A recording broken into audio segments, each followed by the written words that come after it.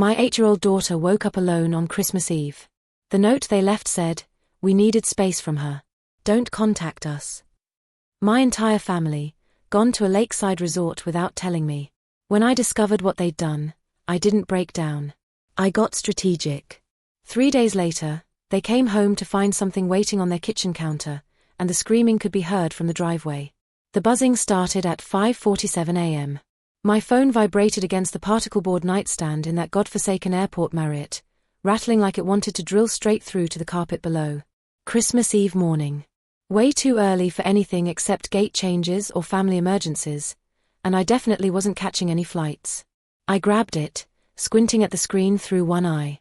"Mom." My daughter Lily's voice came through small and shaky, like she was calling from the bottom of a well. Every cell in my body went on high alert. I sat bolt upright, the scratchy hotel comforter falling away. "Lily? Baby, what's wrong?" Silence. Then a breath. I think something bad happened. Nobody's here." Those 4 words hit harder than any emergency room code I'd ever heard called overhead. I swung my legs over the side of the bed, bare feet hitting cold industrial carpet. I was stuck in Cleveland, a whole 2-hour flight from home in Atlanta, because Mercy General doesn't care that it's Christmas when they're hemorrhaging staff to the flu and need warm bodies in the ER. Holiday coverage isn't optional when you're the newest attending physician on the rotation. I told myself it was fine. Lily would be perfectly safe with my parents. My sister Caroline was there too, with her twins, Harper and Blake. A full house. Built-in entertainment. Built-in supervision. Grandma's famous cinnamon rolls on Christmas morning. Except my 8-year-old sounded like her world had just tilted sideways. "Okay, sweetheart," I said, forcing my voice into that steady doctor tone I'd practiced 1,000 times. "Tell me exactly where you are right now." "In my bed," she whispered. "But the house is too quiet. It feels wrong." "All right, I'm right here with you. Put me on speakerphone, okay? We're going to walk through this together." I heard the small beep as she switched modes, then rustling as she climbed out of bed. "Okay," she said, voice thin. "Good girl. Now open your bedroom door and tell me what you see." The pause felt eternal. "The hallway light is on," she finally said. "Grandma always turns it off before bed." My pulse kicked up a notch. "Do you see anyone in the hallway?" "No. It's empty." "Okay, walk toward the kitchen. Nice and slow. Tell me what you see as you go." Her footsteps echoed through the phone, and I could picture every inch of that route. The framed photos of Lily's school pictures lining the wall. The console table I'd found at a yard sale and refinished myself between double shifts. The runner rug that had taken 6 months of my resident salary to afford. All of it mine. Every square foot purchased with sleepless nights and aching feet. "I'm in the kitchen now," Lily said. "Grandpa's coffee mug isn't on the counter. He always makes coffee first thing." Something cold crawled up my spine.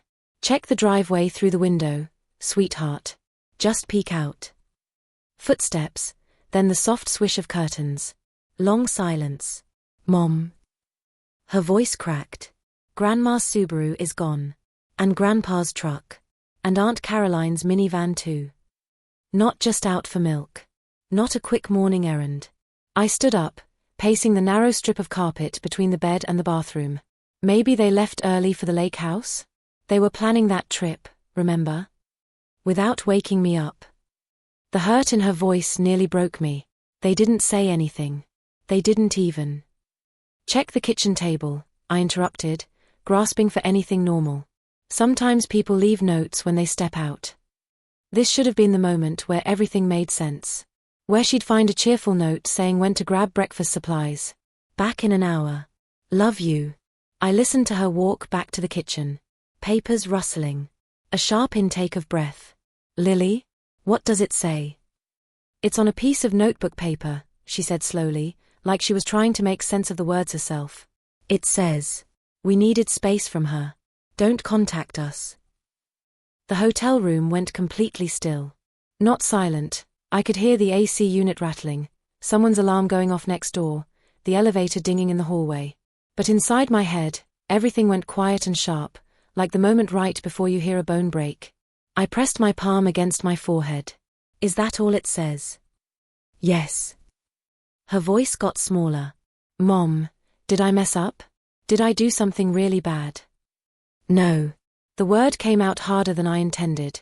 Absolutely not, Lily. You didn't do anything wrong. They did.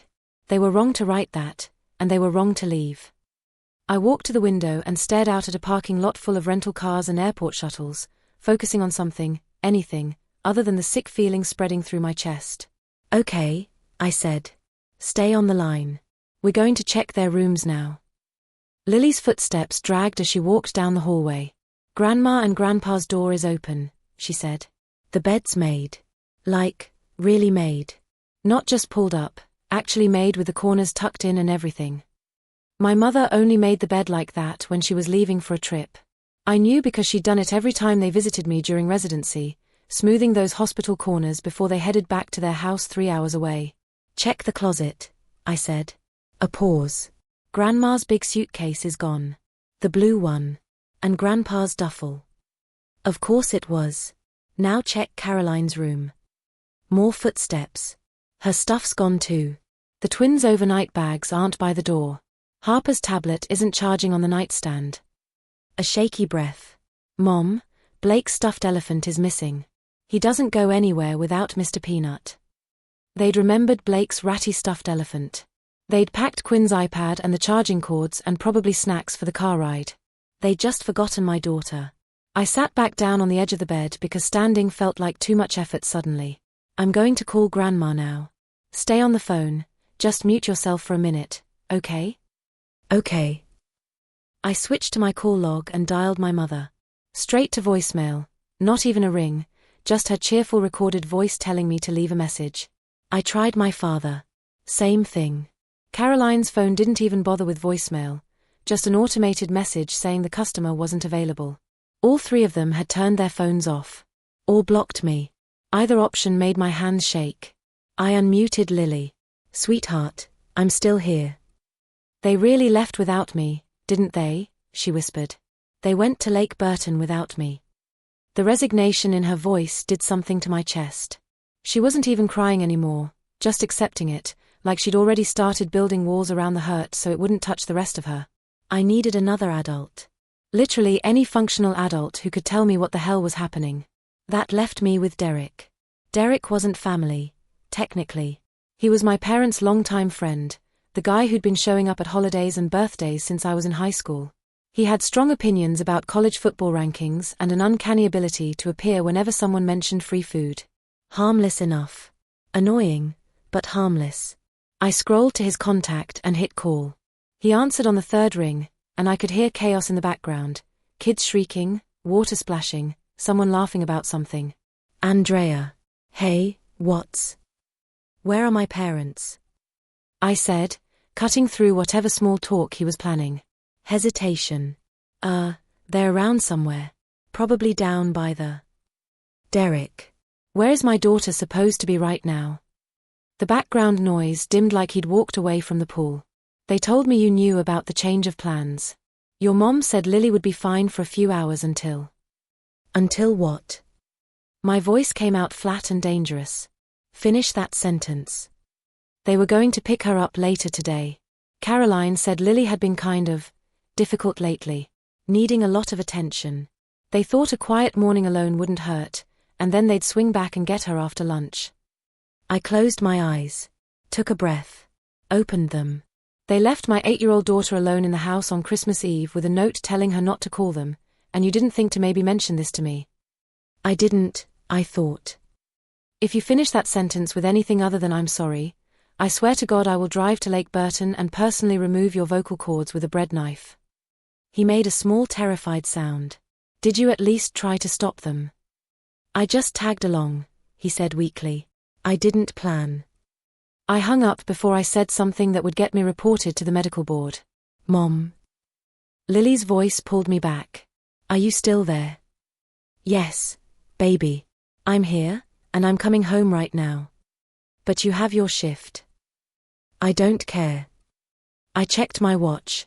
If I left immediately, I could maybe catch the 8:15 flight.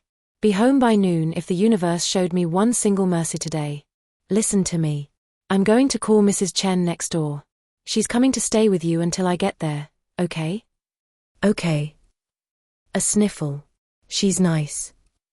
Mrs. Chen was a retired librarian with a spare key to everyone's house and a sixth sense for when kids needed hot chocolate or firm boundaries.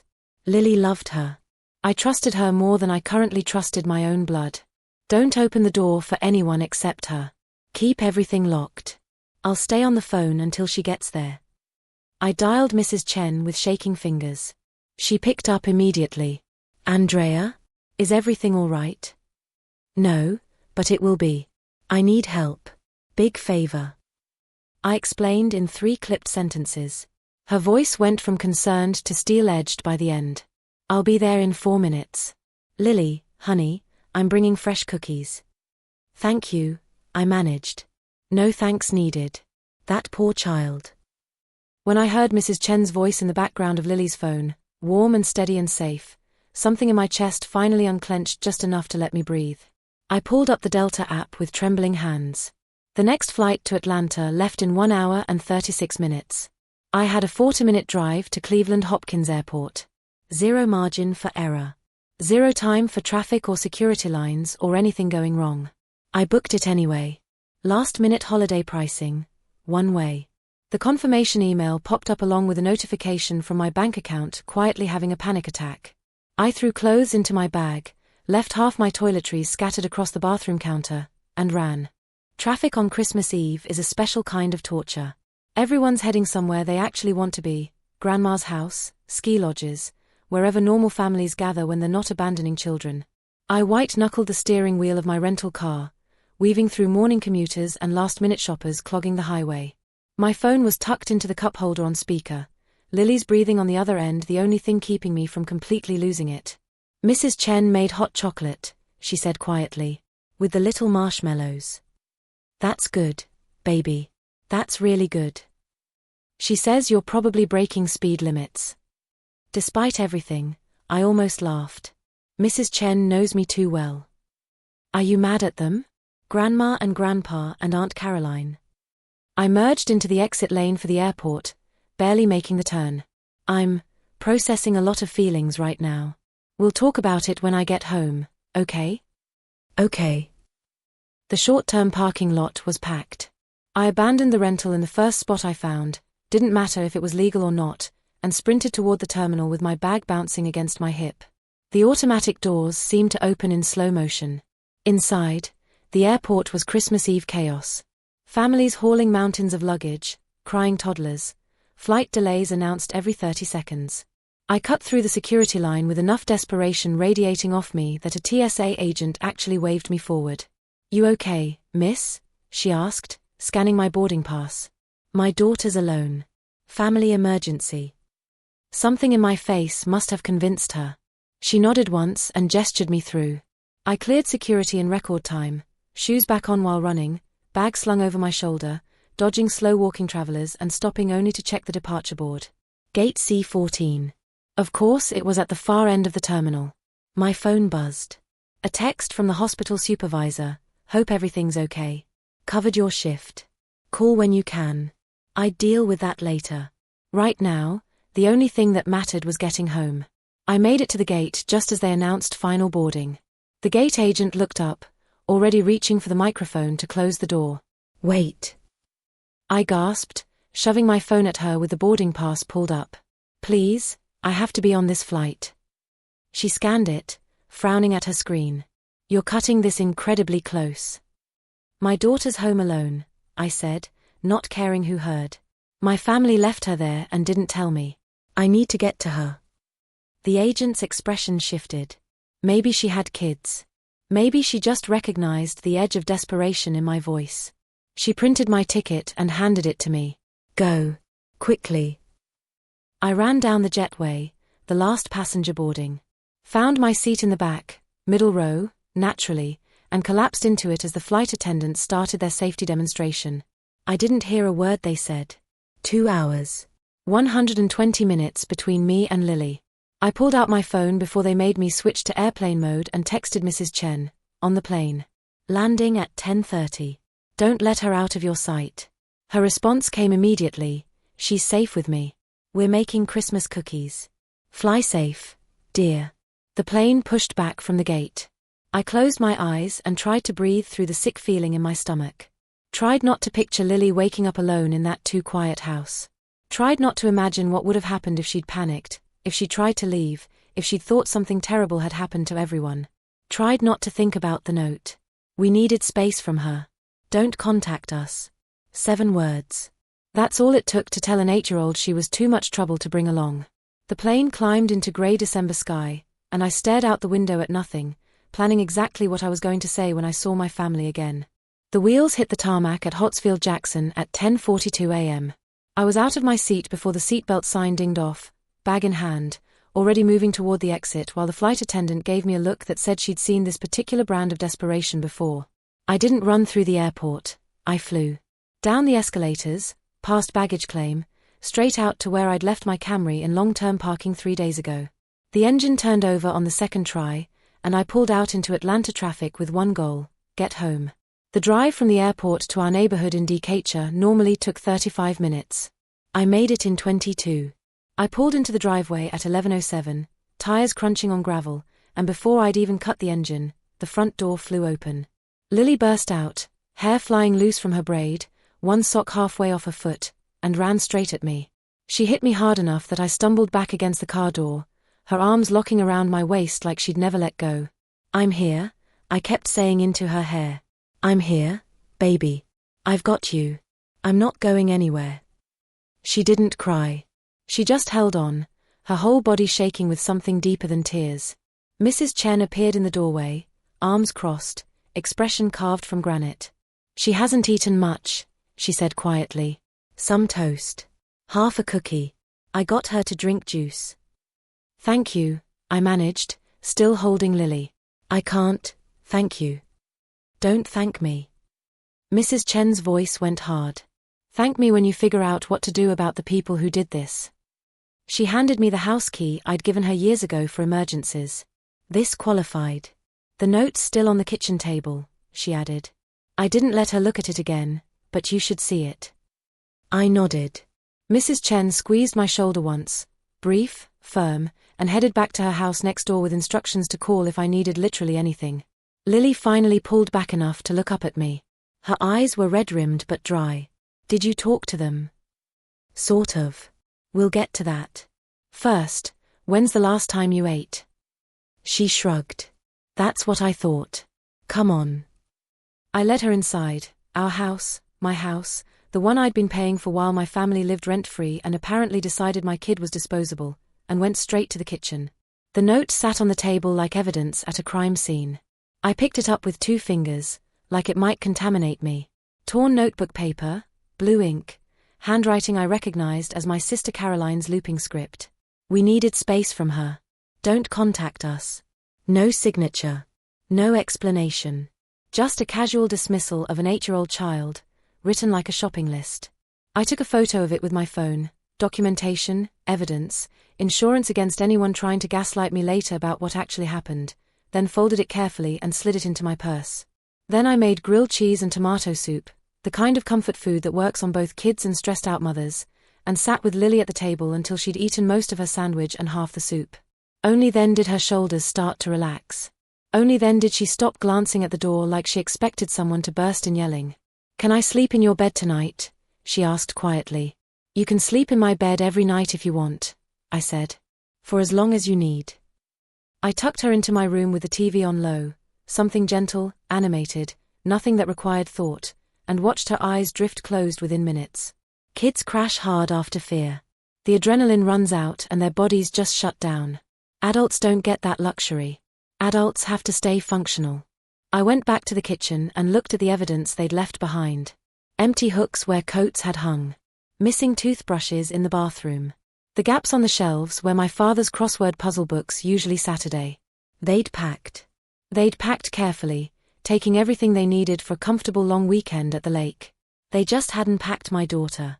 I pulled out my phone and opened my contacts. First call, a colleague named James who rented out a small furnished apartment near Mercer General to traveling nurses and doctors doing short-term rotations. I'd covered his Thanksgiving shift last year when he got food poisoning. He answered on the second ring. Andrea? Everything okay? Not remotely. I need a favor. That apartment you rent, is it available? For when? Now. Today. However long you'll let me have it. Silence. Then, what happened? I need to get my family out of my house, and I need a place for Lily and me to stay while I make that happen. Can you help? The apartment's yours, he said immediately. I'll text you the door code. Stay as long as you need. James. Andrea, you saved my ass last year. Consider us even. Second call, a lawyer named Marcus who I'd stitched up in the ER 2 years ago after he lost an argument with a bar stool and a slippery floor. We'd stayed friendly, occasional coffee, the kind of professional acquaintance that turns into actual friendship. He answered like he was expecting me to make some sarcastic comment about his fantasy football team. I need legal advice, I said instead. How do I remove people from my house? Long pause. Are they paying rent? No. Do they have a lease? No. Do they receive mail there? Yes. Okay.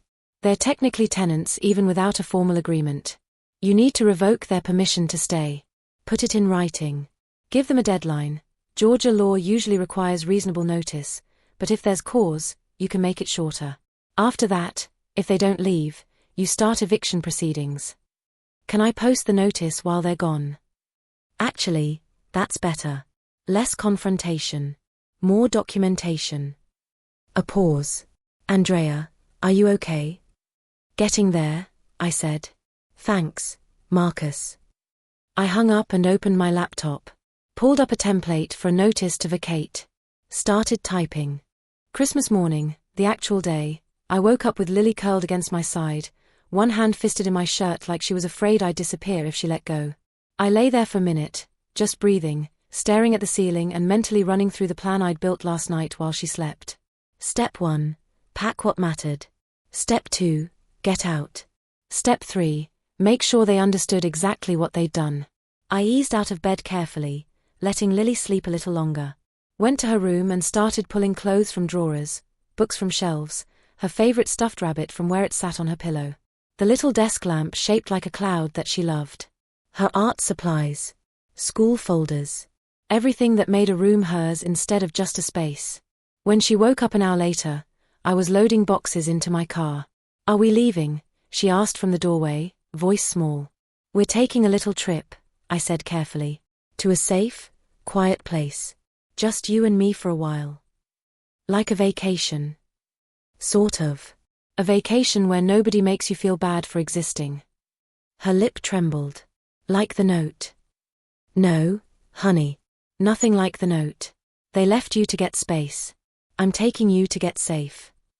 She nodded slowly, then went to help pack her things. We worked in quiet tandem, loading everything we'd need into the Camry until the back seat and trunk were full. Then came the hard part. I printed 3 copies of the notice Marcus had helped me draft. Read it one more time to make sure the language was clear. To Catherine and Robert Mills, Caroline Porter.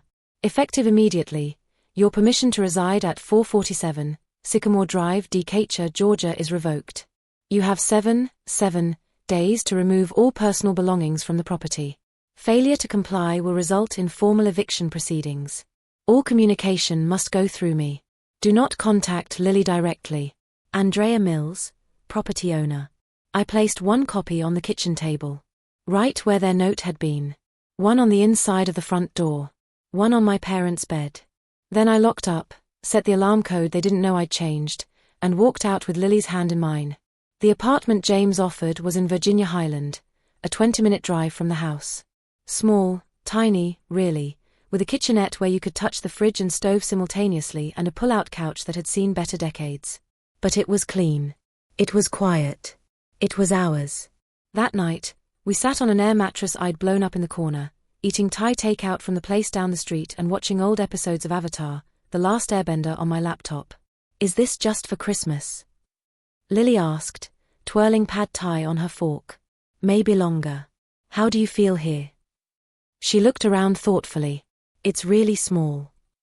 Yeah, but it's nice, she finished. Nobody's yelling at the TV about the Falcons. I snorted. Your grandfather treated football like a full-contact spectator sport. She giggled, small but real, and for the first time in days, I felt like maybe we'd be okay. Somewhere 2 hours north, my family was probably sunburned and complaining about resort prices and wondering why I hadn't called to apologize for overreacting. I didn't care. For the first time in years, I could hear myself think. And Lily could breathe without wondering if she was too much. They came back 3 days after Christmas. I knew the exact moment because my phone started ringing. Not once or twice, the desperate kind of calling pattern people have when something's gone wrong and they need someone else to fix it for them. I didn't answer. Lily and I were sitting at the tiny table in the apartment, coloring together. She'd been quiet since we left, not scared anymore but worn out, like she'd used up all her words. She kept looking up every few minutes to make sure I was still there. My phone buzzed again. I glanced at the screen, Mom calling. This time I answered, because I needed to hear it. Needed to hear them realize what they'd done. Andrea. My mother's voice came through breathless, panicked. Where are you? Where's Lily? The house is empty, all your things are gone, we came back and... She's with me, I said, keeping my voice level. She's safe. Silence. Then my father's voice in the background, not shouting but sharp with a kind of anger I remembered from childhood. She took the kid and cleared out. Left us a damn eviction notice. My mother came back on, voice strained. Andrea, why would you do this? We came home and the house was locked, and there's this legal notice saying we have to move out. Surely that's not serious. It's completely serious, I said calmly. My father grabbed the phone. Andrea, you can't just throw your family out. We've lived there for years. We helped raise that girl. You've lived in my house for years, I corrected gently. Rent-free. And you left that girl alone on Christmas Eve without telling me. You didn't check on her. You didn't call. You left her to wake up and find everyone gone. We were planning to get her later, my mother protested. We just needed a break. You work so much, and she needs so much attention. She's 8, I said flatly. She's supposed to need attention.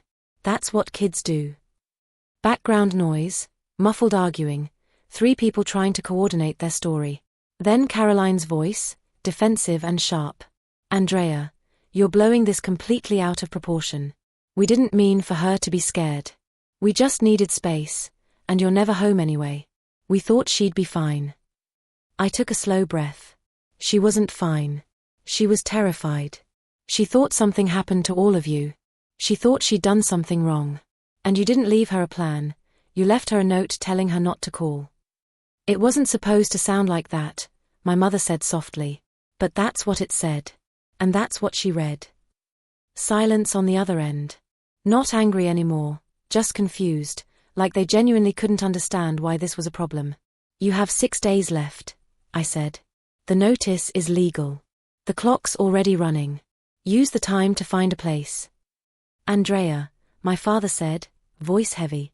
You're tearing this family apart. I closed my eyes. Opened them. Dad, I'm protecting my daughter. That's my job. That's the only job that matters right now. So that's it? We're just out. Yes. I ended the call before anyone could say anything else. Set my phone face down on the table. Lily was watching me with those 2 old eyes. They're mad, aren't they? They're confused, I said. They'll figure it out. The messages started after that. Not angry, at least not at first, just hurt and bewildered. Texts from my mother asking if we could talk, calls from Caroline saying I was overreacting, voicemails from my father using his disappointed voice. I didn't respond. I focused on Lily, on making the apartment feel like home. We cooked simple meals. Watched movies. Set up her stuffed animals on the windowsill. Every night, she slept a little deeper. A few days later, they tried showing up at the hospital. I was coming off a 12-hour shift, exhausted and running on coffee fumes, when nurse practitioner Jamie caught my arm in the hallway. Your family's outside, she said quietly. Want me to walk you out the back? I almost said yes. But avoiding them would only delay the inevitable. I'll talk to them, I said. They were waiting near the main entrance, my parents and Caroline, standing together like a unified front. They looked smaller somehow. My mother's coat wasn't even zipped properly. Caroline's hair was in a messy bun instead of her usual Instagram-perfect waves. My father looked tired in a way I hadn't seen before. My mother stepped forward first. Andrea, we just want to understand. Okay, I said. I'll explain. But you have to actually listen this time. They nodded. You left Lily alone, I said quietly. You didn't tell me. You didn't check on her. She woke up terrified, thinking everyone was gone. Thinking she was the problem. My mother made a small, broken sound. I never wanted her to think that. But she did. Because that's what the note said. That you needed space from her. Caroline crossed her arms. We were overwhelmed, Andrea. 3 kids is a lot. You know that. I know, I said. But Lily isn't a burden you get to drop when you're tired. She's a child. My child. And she deserves to feel safe. My father rubbed his forehead. So we're just out on the street. No. You have a week to find a place. You're adults with jobs and resources. You'll manage. They exchanged looks, uncomfortable, resentful, but also resigned. We really didn't think it through, my mother said finally, softly. We thought you'd calm down after a day or 2. I'm not angry, I said. I'm done. There was no dramatic exit. No shouting. Just a quiet understanding that something had broken long before this, and I was finally done holding the pieces together alone. By the end of the week, they'd moved out. Not gracefully, there were passive-aggressive texts about furniture and accusations about who was being unreasonable, but they left. Mrs. Chen texted occasional updates, but I stopped asking. I didn't need to know who was mad at whom or which couch didn't fit in their new rental. That part of the story wasn't mine to carry anymore. Lily and I went back to the house on New Year's Eve. It felt different. Quiet in a peaceful way instead of that loaded silence that comes before someone criticizes your parenting or asks you to spot the money for the 3rd time that month. Lily walked from room to room, touching familiar things, the kitchen counter, her bookshelf, the living room couch, like she was making sure they were real. This is really just our house now? She asked. Yep. Just ours. I crouched down to her level. We get to decide what happens here. What it feels like. Who comes over. All of it. Can we put up those fairy lights I wanted? Absolutely. We spent the afternoon rearranging her room. Strung up warm white lights along the ceiling. Hung her drawings on the walls. Put her stuffed rabbit front and center on the bed. Made it hers in a way it never quite had been when my family was taking up all the air. That night, we made breakfast for dinner, pancakes and bacon at 7 p.m. because we could, and watched the countdown to midnight on TV even though Lily fell asleep on my lap by 9:30. I looked around the living room. Same furniture, same layout, but lighter somehow. The weight that had been pressing down on everything was just gone. A text came through from Caroline. This is really what you want? To split up the family? I stared at it for a long moment, then typed back, I'm not splitting anything. I'm protecting my daughter. There's a difference.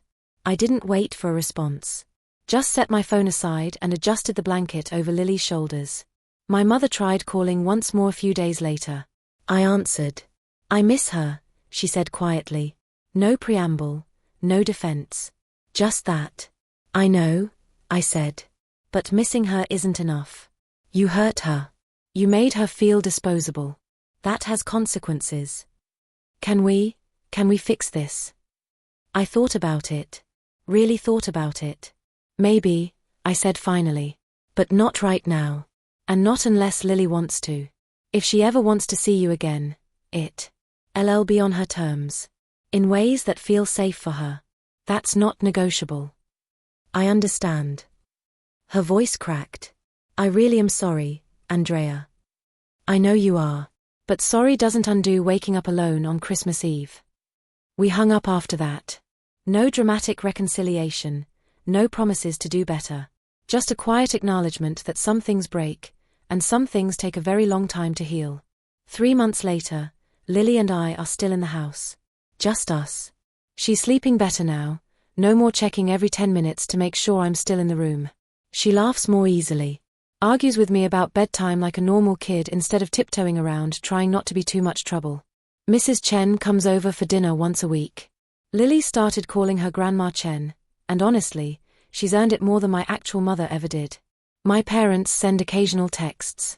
Carefully worded, cautious. They've learned that access to Lily isn't automatic. It's earned. I haven't responded to most of them yet. Caroline sent a long apology email last week. It was surprisingly self-aware, talking about how stressed she'd been, how she'd taken it out on Lily without realizing. How she understood now why I'd reacted the way I did. I wrote back, "Thank you for saying that. We're not ready yet, but maybe someday." Last night, Lily asked me if people could have second chances.